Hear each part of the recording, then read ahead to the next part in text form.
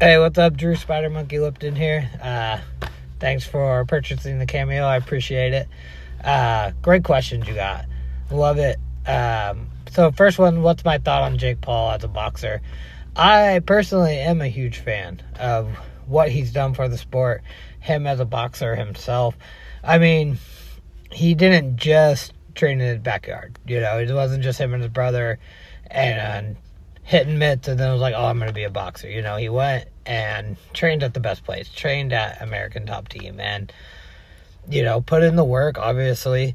And I think you could just tell. You know, you could tell he's been putting in the work. If you watch his videos from when he started versus now, whether they're edited or not, you know, and then you can always tell by in the ring, for the most part. I mean, you have some fighters like myself, I couldn't switch it over from the gym to a fight. You know, I'd panic. And so in his case, I feel like he's still doing that transition, but you can tell the work's there, the sparring's there for fixing things every fight. So I guess that goes into number 2. Have you been watching his previous fights? Honestly, no. I watch a lot of like the replays of it. The first one I actually watched every single round was the Tyson one.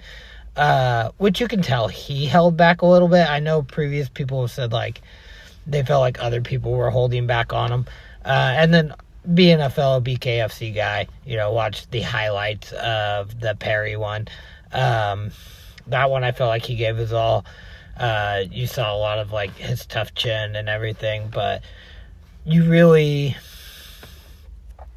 feel like just his highlights alone, you get a lot. But watching every round, you get to appreciate more of the calmness that a lot of new fighters don't have, especially like newer in the sense of his boxing record. When a lot of amateur boxers have, you know, 20 plus amateur fights, then go in. Compared to MMA, you know, you might have a handful and then go in, and you're still learning as a pro and adapting against other pro fighters. So Jake Paul or Anthony Joshua is the last question. Good one. I've pondered this a lot. I know a lot of people are thinking Joshua's going to take a dive. I think where he's at in his career, he can't really afford to take a dive. As in Jake Paul, kind of a win-win situation, right? You win, you face Angela, you know, you beat Anthony Joshua.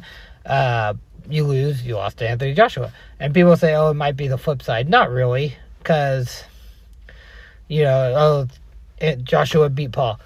But Paul has a lot of credit in his name. Whether people want to say, you know, he's a circus fighter or whatever, he's still attracting, right? He's still bringing in the viewership, still bringing in the money. So as much as people want to say they hate it, I mean, look at the views that it did for Tyson and Paul.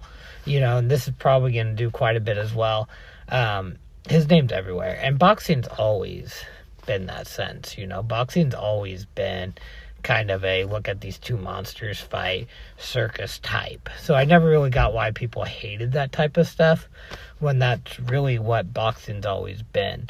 I honestly think Paul will win. I think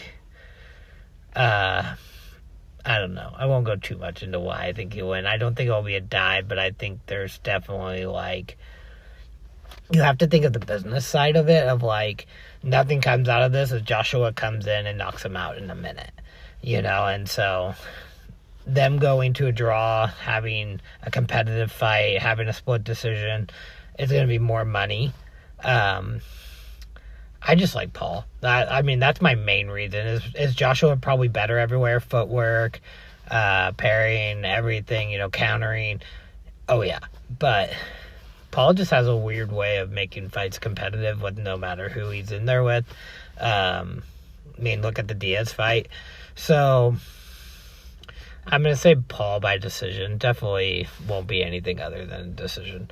But anyways, thanks for the great questions. Appreciate you. Have a great day.